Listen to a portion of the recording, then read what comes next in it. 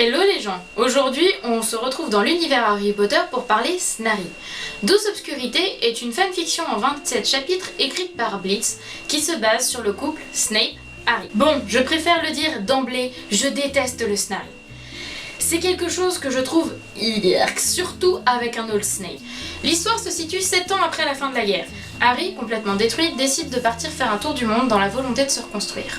À son retour, 5 ans après, Harry devient professeur contre les forces du mal. Et c'est ainsi, tout d'abord en tant que collègue, que Snape et Harry se rapprochent. Alors, dans cette fic, il y a du très bon et du beaucoup plus discutable. Et on va d'abord aborder les points positifs. On retrouve le style de Blitz, très simple et doux.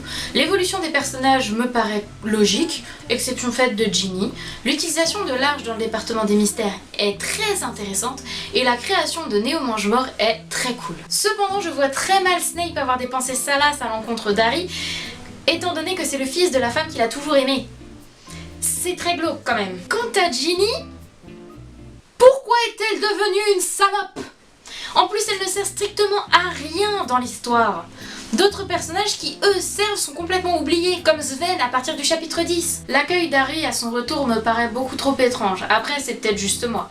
Quant à la relation Snarry, elle est beaucoup trop rapide. En parlant de rapidité, il y a un gros problème de temporalité dans cette fic, ce qui fait que ça gêne la compréhension et le suivi de l'histoire. Les Néo Mange-Mort, très bonne idée sur le papier, très mal exploitée dans ce cas précis. En plus, leur chef a le charisme d'une huître, difficile de passer après Voldy. Et putain, il y a trop de lemon dans cette fic. Le lemon, ça rend la relation acide. Cette fic a du potentiel. Beaucoup, mais alors beaucoup de potentiel. Mais elle mériterait beaucoup plus de chapitres pour une histoire aussi compliquée qui mériterait d'être plus développée. Quant à l'histoire d'amour, plus d'intimité et moins de lemon la rendrait plus cohérente à mes yeux. Après, il y a des moments drôles et mignons comme avec le petit Teddy Lupin et ça j'adore. Enfin bref, c'était mon avis sur Douce Obscurité. N'hésitez pas à me partager le vôtre dans les commentaires. Sur ce, je retourne lire. Ciao!